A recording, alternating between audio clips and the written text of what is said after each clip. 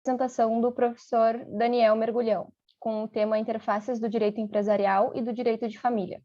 O professor Danilo Mergulhão é doutorando em Direito Comercial pela USP, mestre em Direito pela Universidade Federal de Pernambuco, membro fundador do Instituto Brasileiro de Direito Contratual e do Instituto Brasileiro de Estudos de Responsabilidade Civil. Passo a palavra ao prof. Danilo Mergulhão. Olá, boa noite a todos e a todas. Espero que todo mundo esteja me escutando. Eu gostaria de saudar o professor Daniel, parabenizá-lo por esse grande evento e agradecer pelo singelo convite de estar aqui debatendo temas tão importantes. E saudando o professor Daniel, eu saudo todos os membros organizadores e a PUC do Rio Grande do Sul, parabenizando mais uma vez. E saldo a minha querida amiga, professora Ana Cláudia, a qual me antecedeu, e saudando ela, saudo os demais colegas. Então, o tema que me foi indicado, né, é um tema que é muito caro para mim, que trata-se das interfaces entre o direito de família, o direito das famílias e o direito de empresa. O direito de empresa que tenho para mim, na grande maioria do nosso país continental, escanteado, mas isso seria uma demanda para outro bate-papo. Mas o que é importante nós entendermos? A minha intenção aqui é trazer para vocês, única e estritamente, poder fomentar em vocês o estudo do direito de empresa e do direito de família ao mesmo tempo. Percebam, as grandes empresas hoje no país e no mundo, boa parte delas são empresas familiares. Por exemplo, temos a Walmart, que neste ano de 2021 atingiu nada mais, nada menos que a bagatela de 1,7 trilhões de dólares de valor de mercado. Isso é muito maior do que o PIB de muitos países. Além disso, né, se nós formos ver, nos Estados Unidos nós ainda temos a Mars. Na Arábia Saudita nós temos o Al Saud, da família real saudita. Nós temos na Índia a Reliance Industries. E temos também a Chanel na França, né? Temos na Alemanha duas grandes empresas, como, por exemplo, a ID. Então, e no Brasil, boa parte das empresas, das maiores empresas, elas são empresas familiares. Temos, por exemplo, a situação do Itaú Unibanco, que no ano de 2016 ocupava a 68ª empresa do mundo. Mais recentemente, no ano de 2021, temos a JBS, que figura na 22ª maior empresa do mundo. Mas, Danilo, você só está falando de grandes empresas. Segundo o Sebrae, 90% dos negócios realizados no país, elas foram realizadas no ano de 2020 através de empresas familiares. São negócios familiares. Então, você pode querer advogar para uma grande empresa, mas você pensa também que você deve começar numa pequena empresa, logo após sair da sua graduação, ou quem sabe neste momento.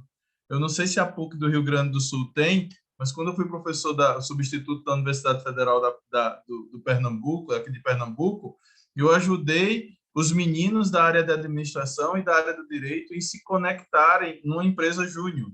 Então, uns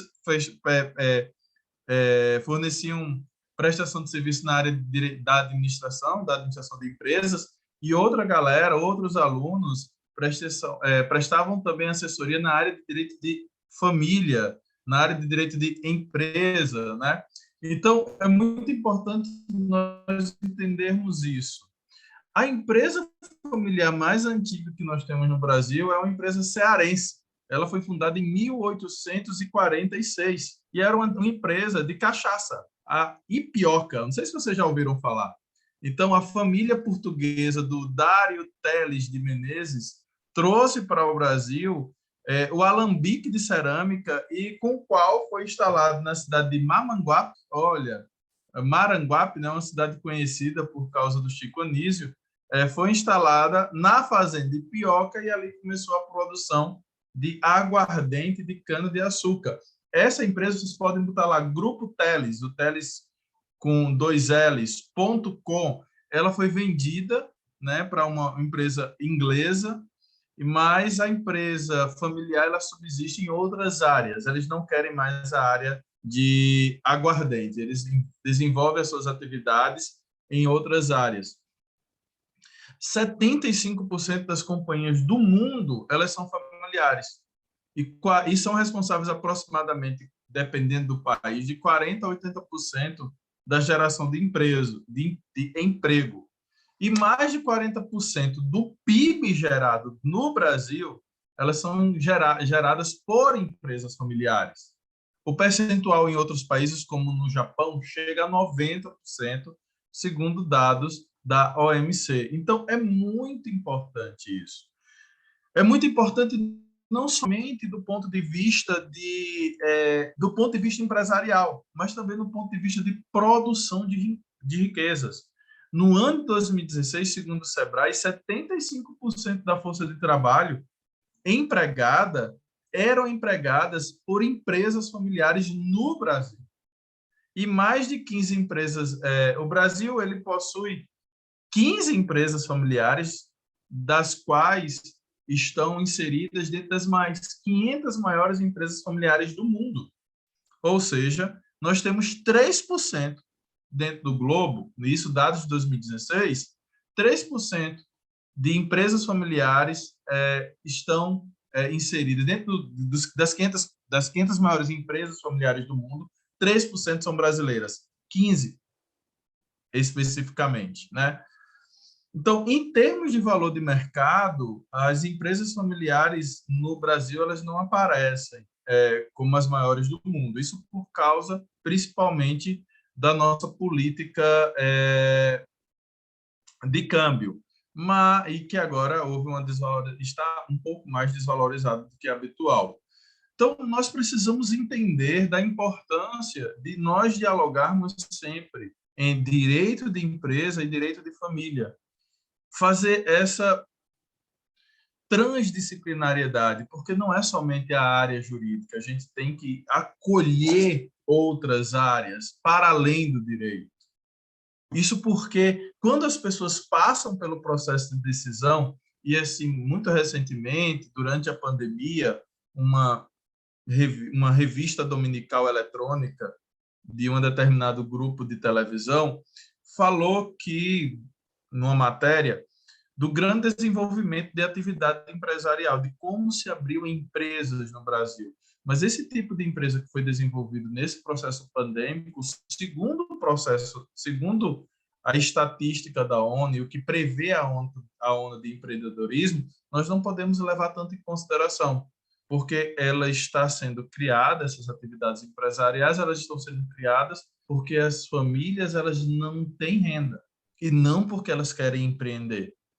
Mas, mesmo assim, nós podemos atuar para transformar esse risco próprio da atividade empresarial de uma forma minorada, tá?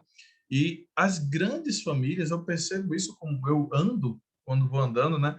Às vezes eu ando no centro de São Paulo, ando no centro do Recife, porque eu sou de Recife, e eu vejo no interior, na cidade de Caruaru, e eu vejo quantas empresas surgiram. E em todas elas, 99% delas são empresas familiares, neste tempo de pandemia.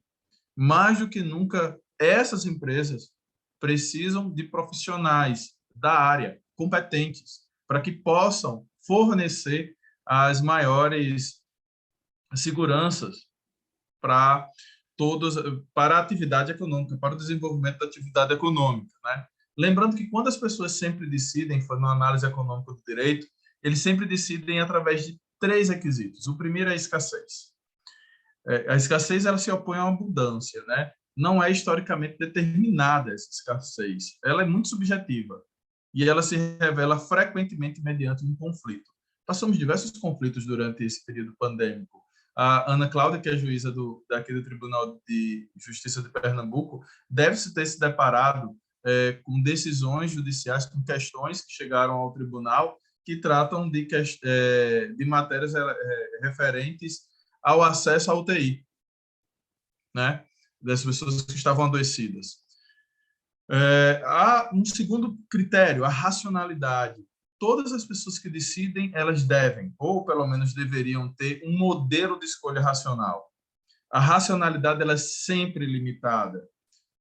E aí a gente trabalha a psicologia cognitiva. O terceiro critério de como as pessoas decidem é a incerteza. A incerteza da escassez da inovação, a incerteza da escassez de conhecimento macro ou microeconômico.